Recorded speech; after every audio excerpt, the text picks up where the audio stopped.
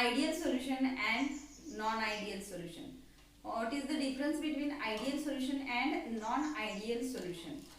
रेवॉल्स लॉच्या आधारे आपण graphical representation पाहिलेलं आहे लास्टच्या लेक्चरमध्ये. आता आयडियल सोल्युशन्स कोणती असतात आणि ते रेवॉल्स लॉ ओबे करतात की नाही ते पाहायचं आहे. त्यामध्ये आयडियल सोल्युशन्स जे आहेत, पहिला पॉइंट जो आहे, ideal solution obeys Raoult's law.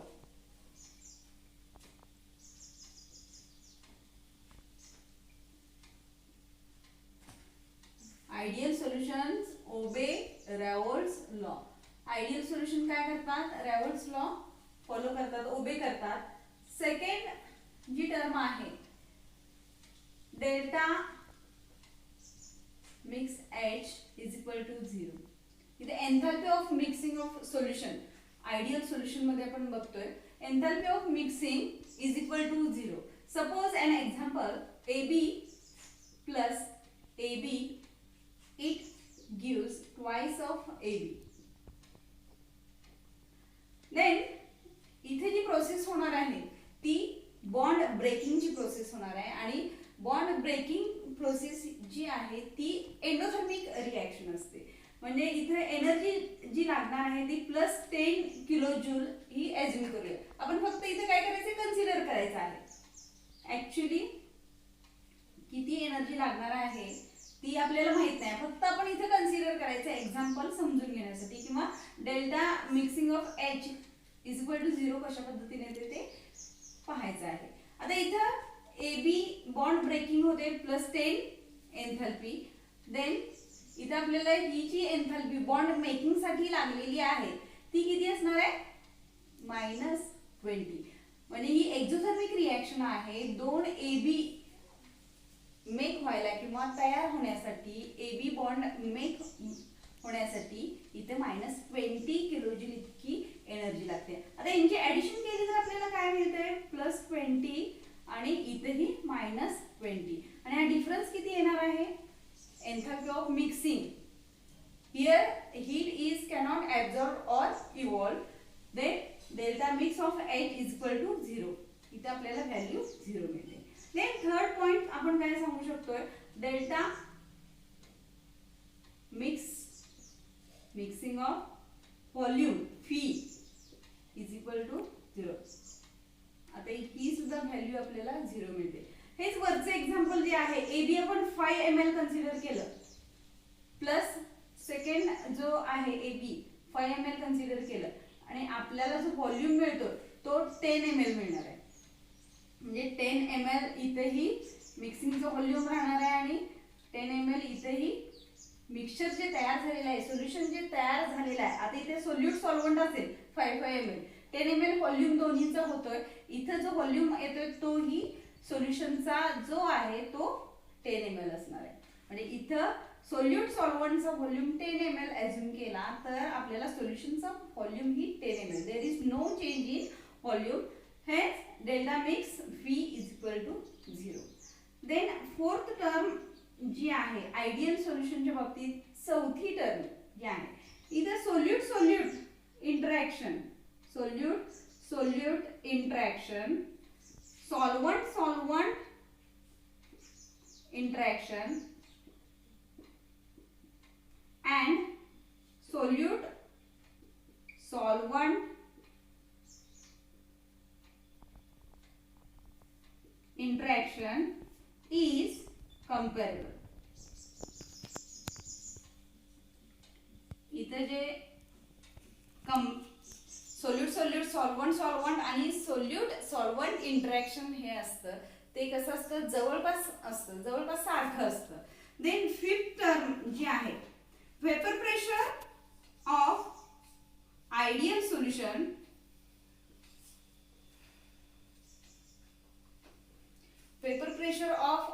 solution is lies in between the vapor pressure of pure component. म्हणजे आपण जे ग्राफिकल रिप्रेझेंटेशन जे दाखवलेलं आहे त्या पद्धतीनेच आपल्याला आयडियल सोल्युशन्स जी आहेत त्यांचं ग्राफिकल रिप्रेझेंटेशन हे मिळणार आहे. 3 स्ट्रेट लाईन ज्या दाखवलेल्या आहेत त्या तशा पद्धतीने आपल्याला मिळतात. फॉर एक्झाम्पल आयडियल सोल्युशनचे एक्झाम्पल आपण कोणतं देऊ शकतोय? Benzene plus टोल्युईन,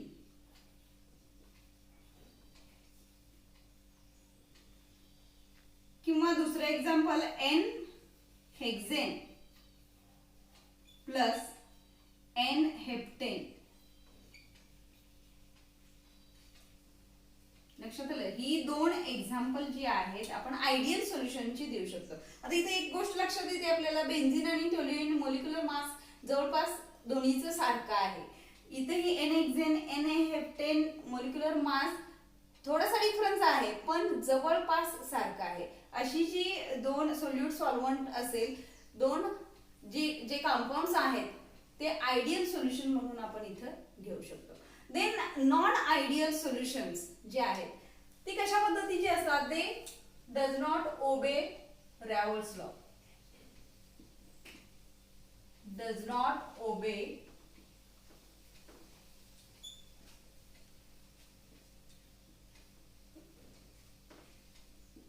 Raoult's law. Non-ideal solutions does not obey Raoult's law. Then second, vapor pressure of non-ideal solutions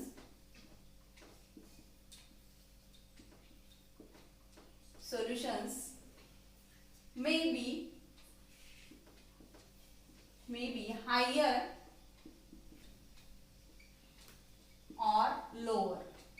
vapour pressure इथं नॉन आयडियल सोल्युशनचं हायर किंवा लोअर असतं, जास्त किंवा कमी असतं.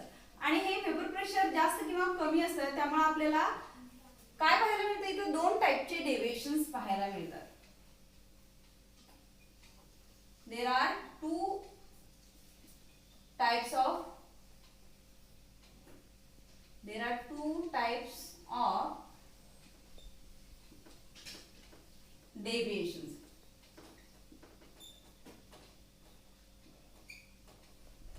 कोणकोणते आहेत? Positive deviation and negative deviation. म्हणजे आपल्याला इथं रॅओल्ट्स लॉ च्या आधारे जो ग्राफ मिळालेला आहे त्याच्यावरूनच इथं 2 पद्धतीचे डेव्हिएशन्स मिळतात. Positive deviation from Raoult's law and negative deviations from Raoult's law.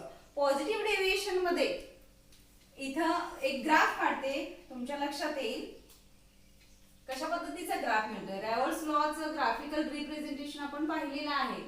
ठीक आहे, आपण y ऍक्सिस वरती काय घेतलेलं आहे? Vapour pressure. y ऍक्सिस वरती वेपर प्रेशर घेतो आणि x ऍक्सिस वरती काय घेतोय? मोल फ्रॅक्शन घेतो. आणि आपल्याला इथं 3 स्ट्रेट लाईन मिळालेल्या आहेत. अशा पद्धतीने आपण स्ट्रेट लाईन ज्या आहेत त्या दाखवलेल्या आहेत. आता इथं पॉझिटिव्ह डेव्हिएशन म्हणजे काय? कर्व कशा पद्धतीने मिळतोय? अशा पद्धतीने कर्व आपल्याला कर्व लाईन मिळतात. लक्षात आलं? अशा पद्धतीचा ग्राफ मिळतो. हा ग्राफ का मिळत असेल? पॉझिटिव्ह डेव्हिएशन आपल्याला काय मिळतात? तर intermolecular force of attraction between solute and solvent. काय सांगू शकतो इथं? Intermolecular force of attraction between solute and solvent is weak or weaker. Intermolecular force of attraction between solute and solvent is weak. The pressure of these solution is higher than pure component.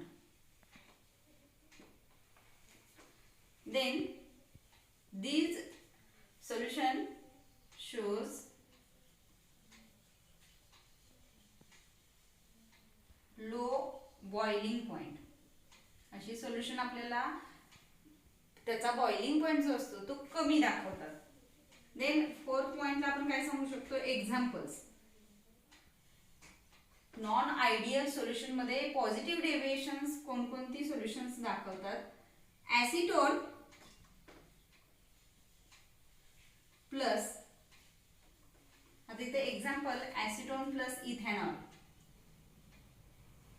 देऊ शकतो, किंवा acetone plus CS2 example positive डेव्हिएशनच्या under येतं.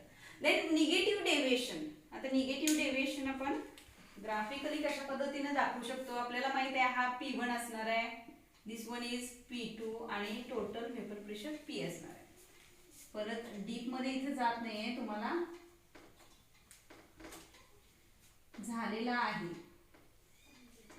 Negative deviation मध्ये आपण कशा पद्धतीने curve आहे ते दाखवू शकतोय. इथे काय असणार आहे? व्हेपर प्रेशर, वाय ऍक्सिस वरती व्हेपर प्रेशर, ठीक आहे, एक्स ऍक्सिस वरती मोल फ्रॅक्शन, आणि कर्व जे मिळतात आपल्याला निगेटिव्ह डेव्हिएशन मध्ये, त्या स्ट्रेट लाईन ज्या आहेत त्यांच्या खालच्या बाजूला हे जे डॉटेड लाईन दाखवलेले आहेत तशा पद्धतीचे कर्व जे आहेत ते निगेटिव्ह डेव्हिएशन मध्ये आपल्याला मिळतात. ठीक आहे. आता हे निगेटिव्ह डेव्हिएशन मध्ये जे कर्व मिळालेले आहेत ते का मिळालेले आहेत?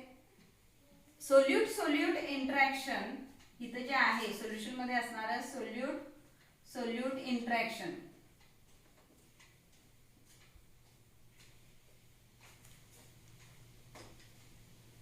solute interaction is stronger than solute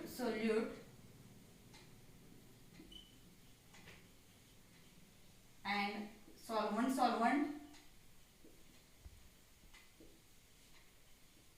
and interaction, solvent interaction. ठीक आहे. सेकंड आपण काय सांगू शकतोय? निगेटिव्ह डेव्हिएशन मध्ये vapour pressure of this solution is lower.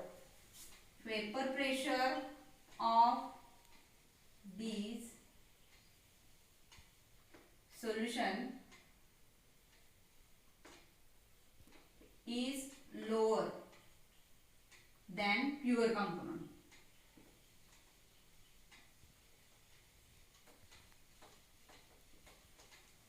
And obviously इथे काय आपल्याला पाहायला मिळतंय?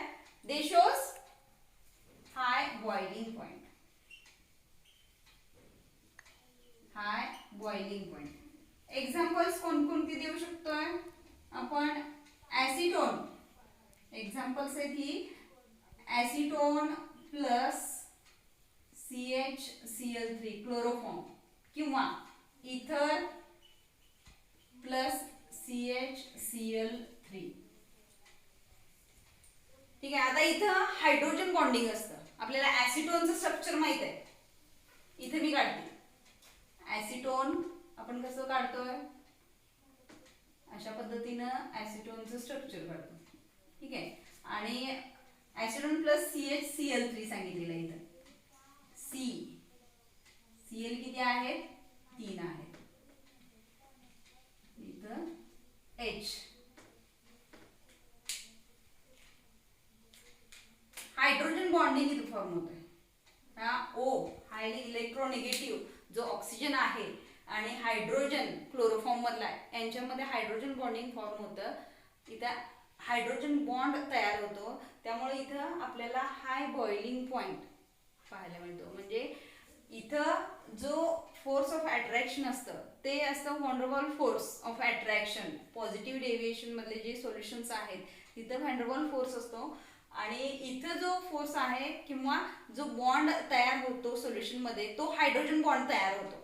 त्यामुळं व्हॅन फोर्स पेक्षा इथं हायड्रोजन बॉन्ड हा जो आहे तो स्ट्रॉंग असतो. त्यामुळे these solutions shows high boiling point, and obviously vapor pressure of these solutions is lower than the pure components.